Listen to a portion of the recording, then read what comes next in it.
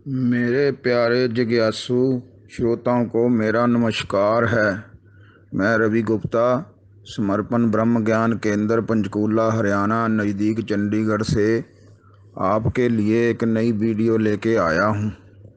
इसका विषय है सत्य क्या है।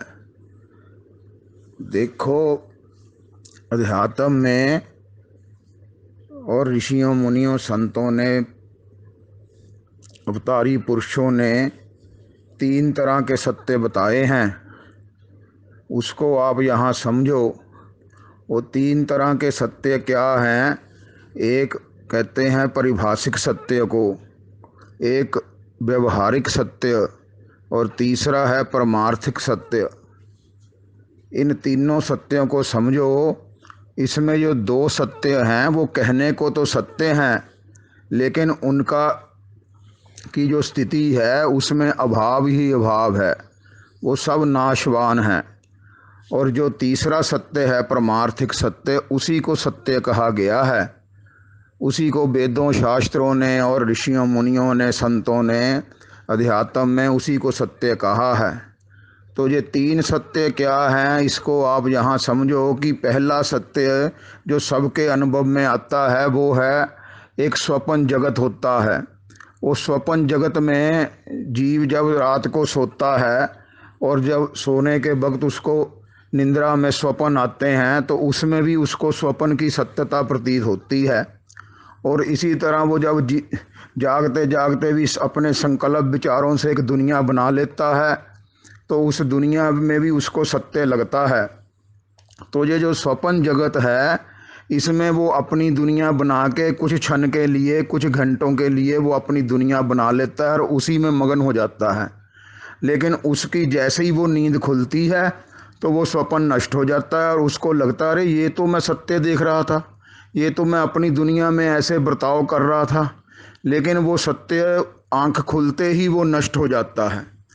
तो इसको प्रभाषिक सत्य कहा गया है कि जो कुछ क्षण का सत्य, कुछ मिनटों का सत्य दिखता है, कुछ घंटों का, लेकिन वो अपनी वासना के कारण, वो अपने विचारों के कारण अपनी दुनिया बना के उसी में मगन हो जाता है और जैसे ही नींद खुलती है वो सत्य उसका टूट जाता है। तो इस सत्य का अभाव ही अभाव है, इस सत्य की कोई यथार्थता नहीं है। तो इसको प्रभाषिक सत्य कहा गया है। अब दूसरा सत्य आता है व्यवहारिक सत्य। ये जो जितने जीवन में मनुष्य लोग, सब लोग अपने अपने व्यवहार के लिए जीवन जीते हैं, जीने के लिए जागृत अवस्था में वो स्वप्न से उठ के, जब नींद से उठ के इंसान जागता है तो उसके बाद उसका व्यवहारिक सत्य शुरू हो जाता है। व्यवहारिक सत्य जितना भी है वो सब अपने अपनी वासना पूर्ण करने के लिए है। उसमें सब जीव अपने अपने, सब मनुष्य अपनी अपनी एक दूसरे से वासना स्वार्थ पूरा करने के लिए व्यवहार करते हैं। और उस व्यवहार के ख़त्म होते ही, उस स्वार्थ के ख़त्म होते ही वो सत्य टूट जाता है और अपना लेन देन ख़त्म हो जाता है। तो इस व्यवहारिक सत्य को भी सत्य नहीं कहा गया ऋषियों मुनियों ने अध्यात्म में। ये भी एक व्यवहार के लिए सत्य है कि इसमें जीवन निर्वाह के लिए हमको जो आपस में अपने स्वार्थों के लिए, अपने वासना पूरी करने के लिए सबके साथ हम व्यवहार करते हैं और इस व्यवहार से हम समझते हैं। लेकिन ये भी जो व्यवहारिक सत्य है, ये जैसे ही हम अपनी नींद में जाते हैं ये व्यवहारिक सत्य भी खत्म हो जाता है और हमारी नींद में हमारा स्वप्न प्रभाषिक सत्य शुरू हो जाता है।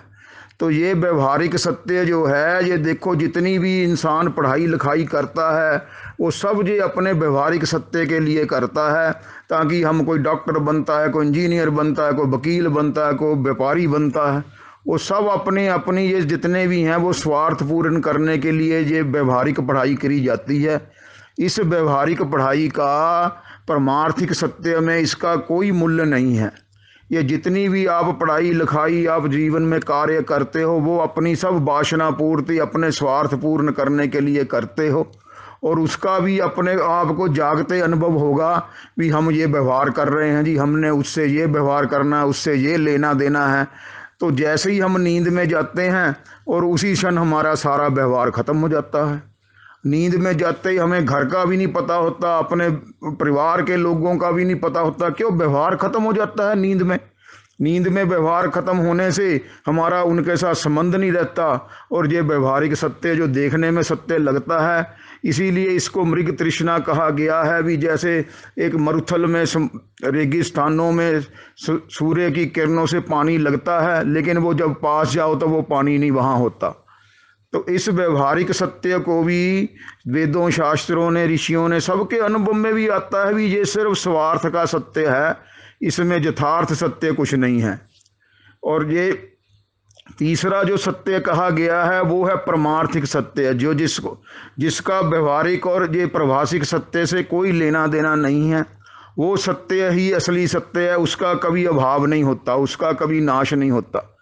वो यथार्थ सत्य है कि हम एक चेतन सत्ता के साथ जुड़ के, हम चेतन सत्ता से ही ये सारे व्यवहार हो रहे हैं, चेतन सत्ता के कारण ही ये परिभाषिक स्वप्न दिख रहे हैं।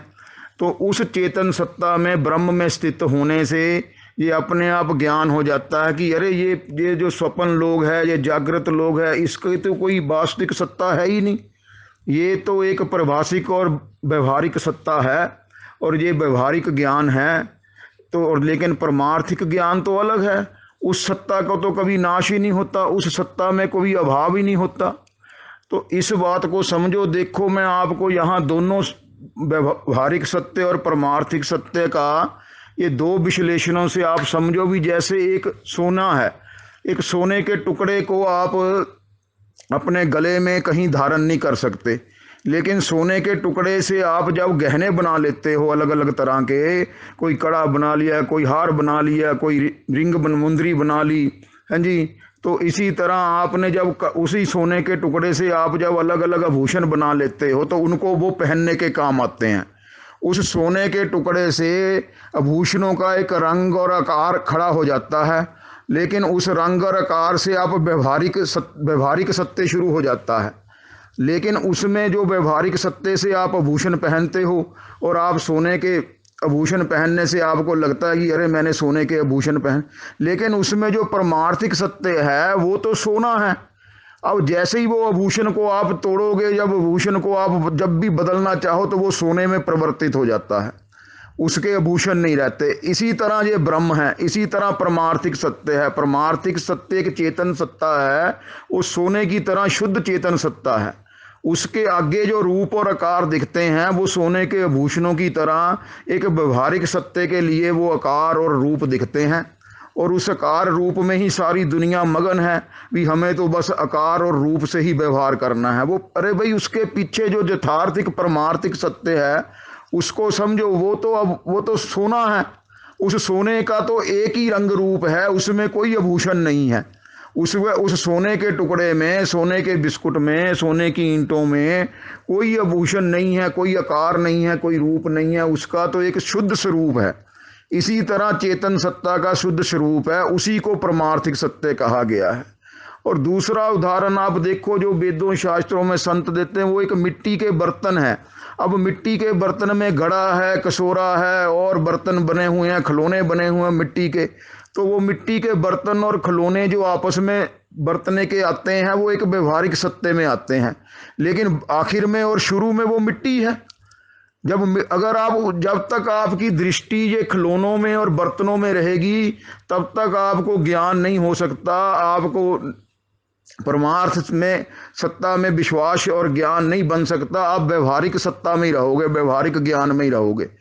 तो जो बर्तनों में और मिट्टी के जो है वो घड़े में और बर्तनों में और खिलौनों के साथ ही अपना संबंध बना रखना, ये सारा असत्य के साथ। तो सत्य तो उसमें मिट्टी है, जो सत्य ज्ञान है वो तो एक मृतिका, एक मिट्टी है, अभी वो मिट्टी से ही बर्तन बने, मिट्टी से घड़ा बना है। जब तक आपकी दृष्टि बर्तनों में और खिलौनों में और घड़ों में रहेगी, तब तक आप मिट्टी के यथार्थ अनुभव नहीं, परमार्थ का अनुभव नहीं कर सकते। इसी तरह सोने का जब तक यथार्थ अनुभव नहीं कर सकते, आपकी दृष्टि आभूषणों में, गहनों में ही बनी रहेगी।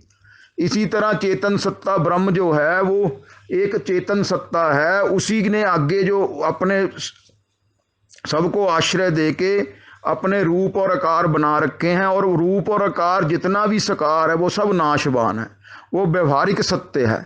इस बात को आप समझो कि ये व्यवहारिक सत्य है, जो सारी प्रकृति है वो व्यवहारिक सत्य के लिए है। और व्यवहारिक सत्य से ऊपर उठ के ही आप परमार्थिक सत्ता में जब तक आपकी दृष्टि नहीं बनती तब तक आपको ब्रह्म का और चेतन सत्ता का अनुभव नहीं हो सकता। चेतन सत्ता का अनुभव इसी तरह है भी, जो भी लोहा है, अब लोहे में देखो कितने अस्तर शस्त्र कितने चीजें लोहे की बनती हैं, लेकिन उनमें शुद्ध धातु क्या, वो तो लोहा है। जब तक आपकी दृष्टि शुद्ध धातु लोहे पे नहीं रहेगी, शुद्ध सोने पे नहीं रहेगी, शुद्ध मिट्टी पे नहीं रहेगी, इसी तरह शुद्ध चेतन सत्ता में ध्यान लगाना भी, चेतन सत्ता ही सबका आश्रय है, वही सत्य है, वही परमार्थिक सत्य है। तो परमार्थिक सत्य को देखो, अब जल है, अब जल में क्या है कि एक समुद्र में जल है, उसमें नदी भी है, उसमें वर्षा भी है, उसमें ओले भी हैं, उसमें कोहरा है, भाप है, बादल है, तो ओस है, तो ये आगे सारे जल के ही रूप हैं।